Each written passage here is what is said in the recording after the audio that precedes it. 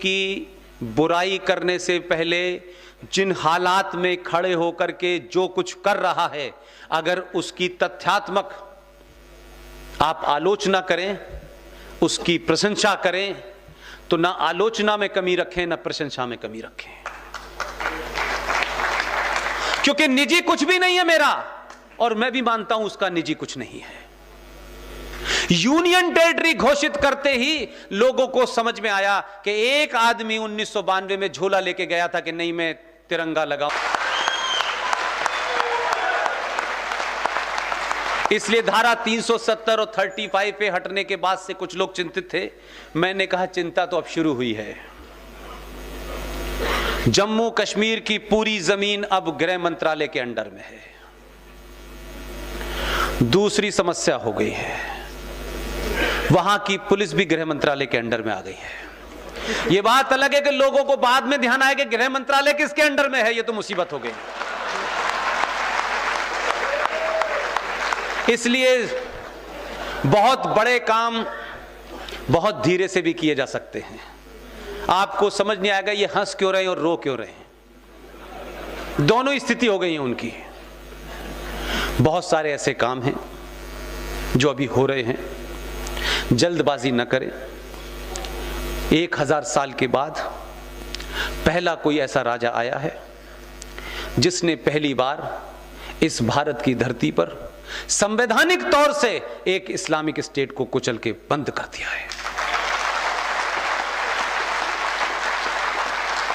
आप वोट देते समय राष्ट्र का ध्यान रखें, बाकी सारे कामों में आपको जो करना है करें। आपकी जाति क्या है, आपकी पहचान क्या है, ये घर की 4 दीवारी के अंदर हो। जब घर से बाहर निकले तो आप सिर्फ सनातनी हैं।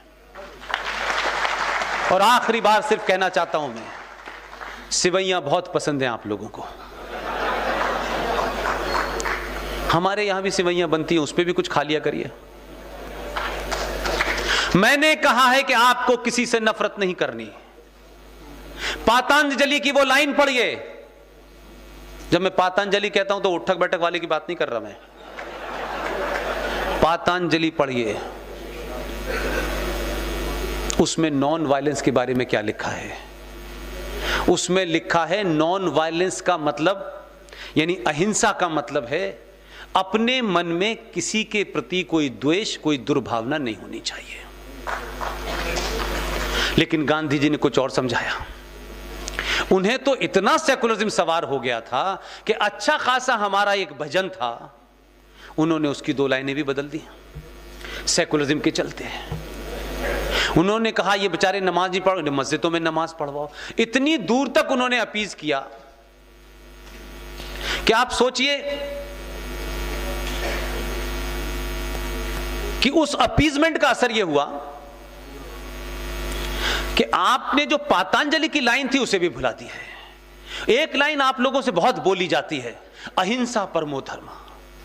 अगली लाइन कौन पढ़ेगा? मैंने पढ़ने के लिए नहीं कही है, याद करने के लिए कही है। पढ़ तो लेंगे आप लोग, गीता वाले लोग हैं, आप तो पढ़े लिखे लोग हैं, गीता के बारे में जानते हैं। मैं तो जानता नहीं ज्यादा। इसलिए आधी अधूरी बात बताने से समाज भ्रमित हो जाता है। अहिंसा परमो धर्मा था तो अगली लाइन भी बतानी चाहिए थी। और पातंजलि में कहा गया कि आपके अंदर अगर अहिंसा की बात आप करते हैं तो किसी के प्रति आप में द्वेष, नफरत नहीं होनी चाहिए। लेकिन वही आगे की लाइन आगे जाके कहती है कि अगर दुश्मन हथियार लेके आपके सामने आ जाए तो बिना रुके उसकी गर्दन को धड़ से अलग कर देना चाहिए। लेकिन हमारे सारे नैरेटिव गलत हैं, इसलिए इन नैरेटिव में मत पड़िए। हम हैं, हम जो हैं वो रहेंगे। हमने आपसे नहीं कहा है कि आप 5 बार मत उठक बैठक लगाइए, 2 बार लगाइए, 1 बार लगाइए। हमने नहीं कहा। आपको जो करना है करिए, आप हमारे अंदर दखल मत दीजिए। भगवान राम यहीं पैदा हुए थे। इसका सर्टिफिकेट पूछने वालों से अगर आपने पूछा होता 13 शादी करने वाले मैरिज सर्टिफिकेट भी लाइए, तो दुकान बंद हो जाती है। इसलिए लोग आपका मजाक उड़ाने में उनको देर नहीं लगती, क्योंकि आप अपनी बात को तर्कों पे नहीं रखते हैं। आप अपोलोजिस्टिक हो जाते हैं।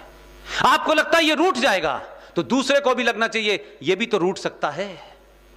हम रूठे नहीं तो उन्होंने हमारी फिक्र नहीं की, जहां दिल चाहा मजाक उड़ाया। और कौन मजाक उड़ा रहे हैं? जो पूरी दुनिया में खुद एक मजाक हैं।